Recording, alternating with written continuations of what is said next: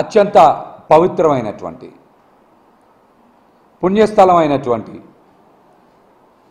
మరి తిరుమల తిరుపతి విశిష్టతని లడ్డూ ప్రసాదం యొక్క పవిత్రతని దెబ్బతీసేలాగా చంద్రబాబు నాయుడు గారు ఇష్టానుసారం రాజకీయంగా వాడుకొని దేవుణ్ణి కూడా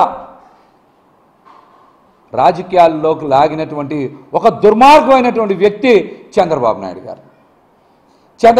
గారు ఆయన రాజకీయ ప్రయోజనాల కోసం వ్యక్తిగత స్వార్థం కోసం స్వలాభం కోసం తిరుమల వెంకటేశ్వర స్వామి పవిత్రతని దెబ్బతీశారని లడ్డూ విశిష్టతని అదేవిధంగా వెంకటేశ్వర స్వామి పేరు ప్రతిష్టల్ని నడి రోడ్డు మీద పెట్టారని ఈ రోజున ప్రపంచవ్యాప్తంగా చంద్రబాబు గారిని చేదరించుకోనటువంటి ఒక్క హిందూ కూడా లేరు. అందరు ఇష్టానుసారం చేదరించుకుంటా ఉన్నారు. ఆయన ఇష్టానుసారం చంద్రబాబు గారిని చేదరించుకుంటున్నారు. హిందువులన్న ప్రతి ఒక్కరు కూడా చంద్రబాబు గారు చేసిన పని ప్రతి ఒక్కరు కూడా విమర్శ చేస్తూ ఉన్నారు. విమర్శ చేయనటువంటి ఒక్క హిందువు కూడా లేరంటే ఇది అతిశయోక్తి కాదు. ఇది ఎందుకని ఈ మాట చెప్తా ఉన్నామంటే తిరుమల వచ్చినటువంటి నెయ్యిలో నాణ్యతా ప్రమాణాలకి అనుగుణంగా లేవని ట్యాంకర్లు తిప్పి పంపామని ఆ నెయ్యిని ఎక్కడా వాడలేదని ఈవో శ్యామలరావు గారు చెప్తే చంద్రబాబు నాయుడు గారు అవి వాడేశారని అబద్ధ ప్రచారాలు చేస్తూ ఉన్నారు. మీరు రాజకీయం చేయాలంటే జగన్మోహన్ రెడ్డి గారు చెప్పారు కదా, బంగారంలాగా ఆయన మీద రాజకీయాలు చేయమని చెప్తా ఉన్నారు. కానీ దేవుణ్ణి మతాల్ని అడ్డం పెట్టుకొని మత విద్వేషాలు రెచ్చగొట్టే రాజకీయాలు చెయ్యొద్దని జగన్మోహన్ రెడ్డి గారు చెప్పినటువంటి మాటను కానీ సవాల్ని కానీ స్వీకరించే దమ్ము చంద్రబాబు నాయుడు గారికి ఉందా?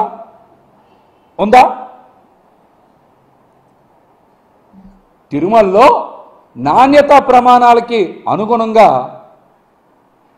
నెయ్యి సరఫరా చేయాల్సినటువంటి బాధ్యత ఎవరైతే టెండర్ దక్కించుకున్నారో వాళ్ళది. నాణ్యత టెండర్ కండిషన్స్ బట్టి నాణ్యత ప్రమాణాలకి పాటించి వాళ్ళు నెయ్యి సరఫరా చేయాలి. చెయ్యకపోతే తిప్పి పంపిస్తారు. ఇది రెగ్యులర్గా నడిచే ప్రక్రియ. ఇది రెగ్యులర్గా నడిచే ప్రక్రియే. మనం చూసాం కదా. ఇందులో చాలా స్పష్టంగా ప్రజలు కూడా అర్థం చేసుకోవాల్సింది ఏంటంటే తిరుమలలో నెయ్యి గనక సరిగ్గా సరఫరా చెయ్యకపోతే ఆ విషయాన్ని తిరుమల ఈవో గారు శ్యామలరావు గారు బయట పెట్టాలి. ఆయన ఎందుకు బయట పెట్టలేదో సమాధానం చెప్పాలి. టీటీడీలో నెయ్యి కనుక సరిగ్గా సరఫరా కాకపోతే ఆ విషయం బయట పెట్టాల్సింది ఎవరు? ఈవో గారు బయట పెట్టాలి. కానీ Telugu Desam party office, TDP office బయట పెట్టడానికి గల కారణం ఏంటో ముఖ్యమంత్రి చంద్రబాబు నాయుడు గారు సమాధానం చెప్తారా, లేకపోతే ఈవో శ్యామలరావు గారు చెప్తారా, లేకపోతే కూటమి నాయకులు సమాధానం చెప్తారా? ఈ విషయానికి చెప్పమనండి. అసలు జూలై 23న రిపోర్ట్ వస్తే సెప్టెంబర్ 18 వరకు చంద్రబాబు నాయుడు గారు రిపోర్టును ఎందుకు బయట పెట్టాలా? లేకపోతే ఈవో శ్యామలరావు గారు ఎందుకు బయట పెట్టాలా? దీనికి సమాధానం చెప్పండి. అందరూ కూడా ఒకసారి ఆర్డర్ చూస్తే మొట్టమొదట సెప్టెంబర్ 18న చంద్రబాబు నాయుడు గారు ఏం చేశారు? ఒక మీటింగ్లో మాట్లాడుతూ సెప్టెంబర్ 18న చంద్రబాబు నాయుడు గారు తిరుమల లడ్డూ ప్రసాదంలో వాడి నెయ్యిలో కల్తీ జరిగింది, జంతువుల కొవ్వు ఉందని మాట్లాడారు. మరి అదే రోజున ఆయన పచ్చి అబద్ధాలు మాట్లాడారని చెప్పడానికి నిదర్శనం వెంటనే ఈఓ గారు 4 ట్యాంకర్లని మేము రిజెక్ట్ చేశాం, షోకాజ్ నోటీస్ ఇచ్చాం, వాటిలో వనస్పతి ఆయిల్ కలిసిందని చాలా స్పష్టంగా చెప్పారు. ఈఓ గారేమో రిజెక్ట్ చేశామన్నారు, చంద్రబాబు నాయుడు గారేమో వాడేమని చెప్పారు. చంద్రబాబు నాయుడు గారు వెళ్ళేమన్నా అక్కడ తనిఖీ చేశారా? లడ్డూలు తయారు చేసే దగ్గర ఈయన నుంచొని చూశారా? దీనికి సమాధానం చెప్పాలి. సెప్టెంబర్ 19న ఎన్డీడీబీ రిపోర్ట్ని ఎవరు విడుదల చేయాలి? ఈవో శ్యామలరావు గారు విడుదల చేయాలి. కానీ టీడీపీ ఆఫీసులో విడుదల చేశారంటేనే ఇందులో ఎంత పెద్ద కుట్ర ఉందో ఒకసారి రాష్ట్ర ప్రజలందరూ కూడా గమనించాలి. రాష్ట్ర ప్రజలందరూ కూడా గమనించాలి. 18న చంద్రబాబు నాయుడు గారు రిపోర్ట్ గురించి మాట్లాడారు. 19న టీడీపీ ఆఫీసులో ఎన్డీడీబీ రిపోర్టు విడుదల చేశారు. అది కాన్ఫిడెన్షియల్ రిపోర్ట్ కదా, దాన్ని టీడీపీ ఆఫీసులో విడుదల చేయడం ఏంటి? సెప్టెంబర్ 20న వరుసగా 18, 19, 20 20వ తారీఖున ఈఓ గారు మళ్ళీ మాట్లాడుతూ ఆ 4 ట్యాంకర్స్ని ఎక్కడ వాడలేదు, వాటిని మేము తిప్పి పంపించేశాం, లడ్డూలు ఎక్కడా కల్తీ కాలేదు అని చాలా స్పష్టంగా మాట్లాడారు. చాలా స్పష్టంగా మాట్లాడారు. అంటే చంద్రబాబు నాయుడు గారు సెప్టెంబర్ 18న మాట్లాడిన మాటలకి సెప్టెంబర్ 19న టీడీపీ ఆఫీసులో ఎన్డీడీబీ రిపోర్టు విడుదల చేసిన దానికి అన్నిటికీ సమాధానం ఎవరు చెప్పారు? 20వ తారీఖున ఈవో శ్యామలరావు గారు చెప్పారు కదా, 4 ట్యాంకర్లని వాడలేదు, అవి అరికి తిప్పి పంపాం, లడ్డూలు అక్కడ కల్తీనే వాడలేదు, లడ్డూల్లో కల్తీ జరగలేదని చెప్పారు కదా. వెంటనే మళ్ళీ సెప్టెంబర్ 22న ఈ అంశాల మీదనే ఒక రిపోర్ట్ రాసి ఆయనే సంతకం పెట్టి మరి ప్రభుత్వానికి కూడా నివేదిక ఇచ్చారు. ఈఓ గారు ఇంత స్పష్టంగా ఎక్కడా కల్తీ జరగలేదు, నెయ్యి ట్యాంకర్ను రిజెక్ట్ చేశాం అని మాట్లాడుతుంటే చంద్రబాబు నాయుడు గారు ఇంత కుట్ర దేనికి చేశారు?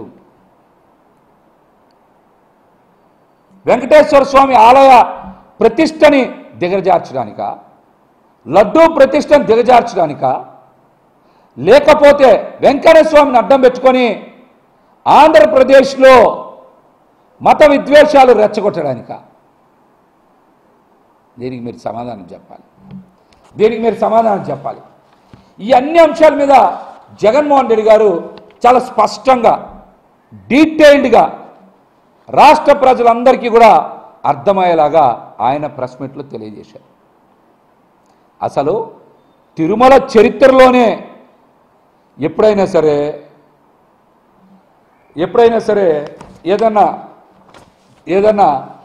నాణ్యత ప్రమాణాలకు అనుగుణంగా లేకపోతే వెంటనే ఏం చేస్తారు? ఆ నెయ్యిని central food technology and research ఇన్స్టిట్యూట్కి పంపిస్తారు. అది మైసూర్కి పంపిస్తారు. కానీ టీటీడీ చరిత్రలో మొట్టమొదటిసారి గుజరాత్లో నేషనల్ డైరీ డెవలప్మెంట్ బోర్డుకి పంపారు. టీటీడీ చరిత్రలోనే ఇది ఫస్ట్ టైం. ఇది కుట్ర కాదా? దీనికి మీరు సమాధానం చెప్పాలి. అసలు కల్తీ నెయ్య తెలుగుదేశం కూటమి ప్రభుత్వంలో కదా వచ్చింది. ఎప్పుడు?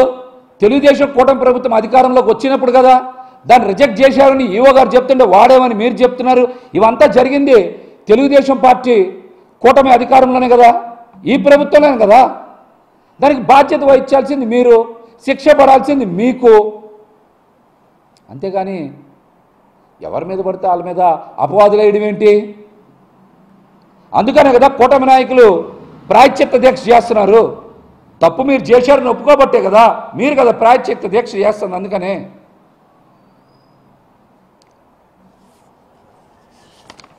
అంతే కదా, మీరే కదా తప్పు చేశారు, అందుకే మీరే ప్రాయశ్చిత్త చేస్తున్నారు.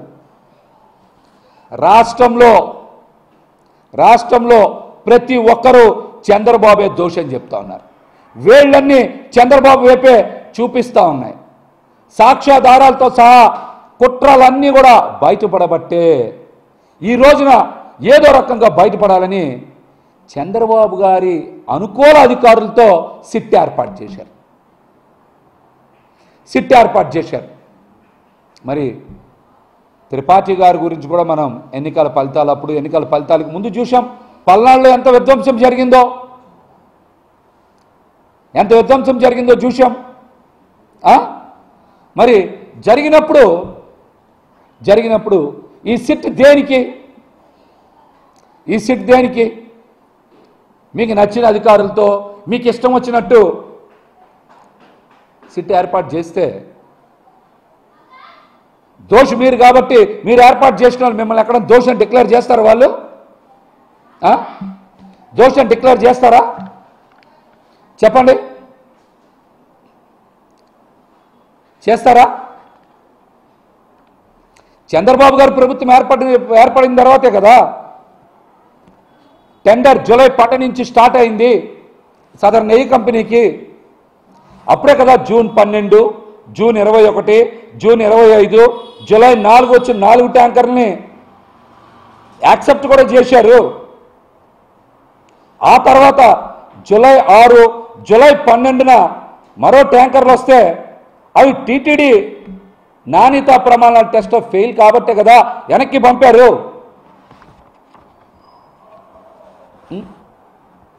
మీరు అసలు సుప్రీంకోర్టు విచారణకి ఎందుకు ముందుకు రావట్లేదు? దీనికి సమాధానం చెప్పండి. సుప్రీంకోర్టు విచారణకి మీరు ఎందుకు ముందుకు రావట్లేదు? దీనికి సమాధానం చెప్పండి. ప్రజల ముందు దోషి ఎవరన్నా ఉన్నారు అంటే అది ఈ రోజున చంద్రబాబు నాయుడు గారు అని చాలా స్పష్టంగా తెలిసింది. తిరుపతి లడ్డూ విషయంలో చంద్రబాబు గారి పాపాలని ఎండగట్టడంలో అన్ని వాస్తవాల్ని ఆధారాలతో సహా మాజీ ముఖ్యమంత్రి వర్యులు జగన్మోహన్ రెడ్డి గారు ప్రజల ముందు పెట్టారు. ఈరోజున రాష్ట్రంలోనే కాదు ప్రపంచంలో ఉండే ప్రతి ఒక్కరికి కూడా చంద్రబాబు నాయుడు గారు దోషని అర్థమైపోయింది.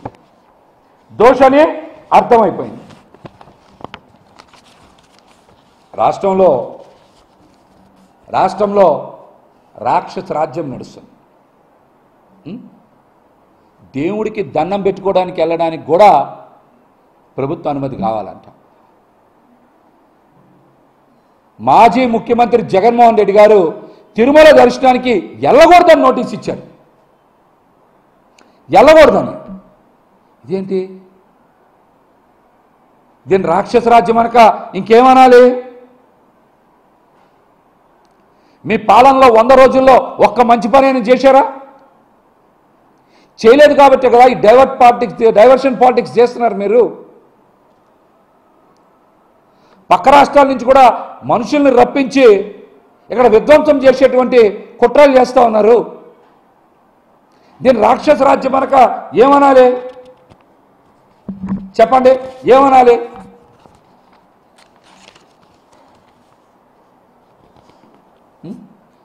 ఇవన్నీ కూడా ప్రజలకు తెలిసిపోయినాయి. ఈ కూటమి అధికారంలోకి వచ్చిన తర్వాత సూపర్ 6 లేదు, అంతా సూపర్ స్కామే. ఒక్క పథకం కూడా అమలు చేయలేకపోయారు. వర్షాలు తుఫాన్ల వల్ల నష్టపోయిన ప్రజలకి అండగా నిలవలేకపోయారు. ప్రభుత్వ లెక్కల ప్రకారమే కదా 6,800 కోట్ల రూపాయలు నష్టం వస్తే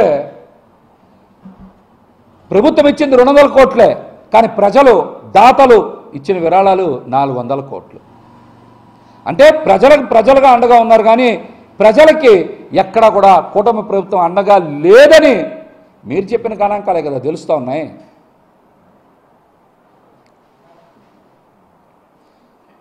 చెప్పండి, ఇవన్నిటి నుంచి పక్కదారి పట్టించడానికే కదా ఈ వివాదాలన్నీ సృష్టిస్తూ ఉన్నారు.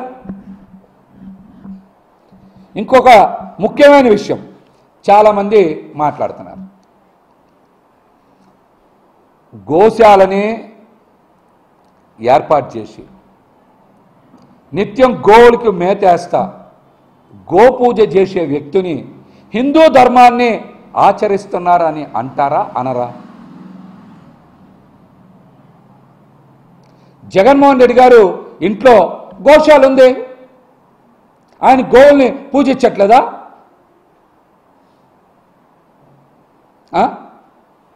ఆయనంట హిందువా కాదని డిక్లరేషన్ ఇవ్వాలంట.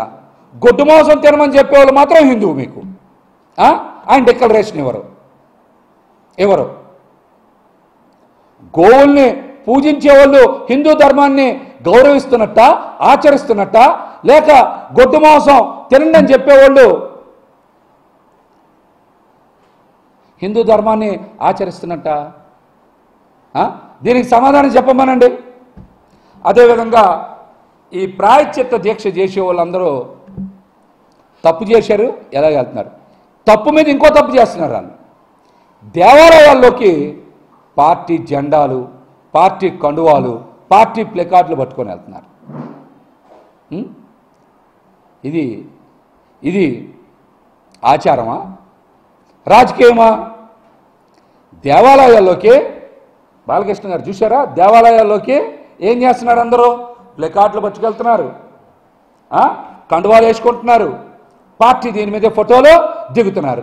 కనీసం మీరు హిందూ ధర్మం పట్ల, ఆలయ సాంప్రదాయాల పట్ల మీకు కనీస గౌరవం ఉందా? ముందు దీనికి ప్రాయశ్చిత్త దీక్షకు పిలువనిచ్చినటువంటి పవన్ కళ్యాణ్ గారు కూడా సమాధానం చెప్పాలి.